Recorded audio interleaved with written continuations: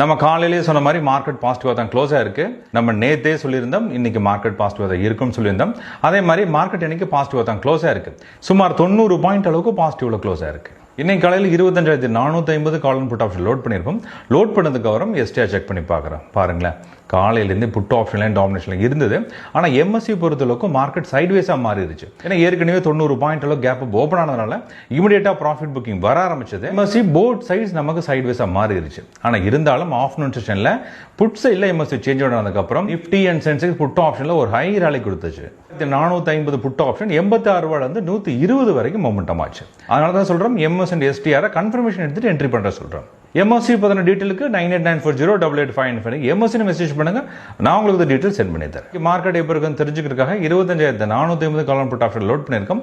Load பண்ணதுக்கப்புறம் MSc check பண்ணி பார்க்குறோம். பாருங்களேன், கால் சைடும் ஹியூஜா பையிங் இருக்கு. அதே மாதிரி புட் சைடும் பையிங் வச்சிருக்காங்க. ஒரு இம்பார்ட்டன்ட் 25,400 அப்படிங்கிற கால் ஆப்ஷனில் பையிங் இருக்கு. அதே மாதிரி 25,450 அப்படிங்கிற புட் ஆப்ஷன் ஹியூஜா பையிங் இருக்கு. போத் சைஸ் பையிங் இருக்கனால நாளைக்கு மார்க்கெட் ஹெவி வாலட்டிலாக இருக்கிற மாதிரி தெரியுது. என்ன பண்ணலாம், எம்எஸ்வில ட்ரெண்டிங் மார்க்கெட் வந்ததுக்கு அப்புறம் என்ட்ரி பண்ண போதும். இந்த ட்ரெண்ட் பக்கம் சிச்சுவேஷன் மட்டும்தான் மார்க்கெட் ஓப்பன் ட்ரெண்ட் கம்ப்ளீட் இருக்கலாம். Options traders MS conversion entry பண்ணுங்க, என்ட்ரி பெர்ஃபெக்டாக இருக்கும்.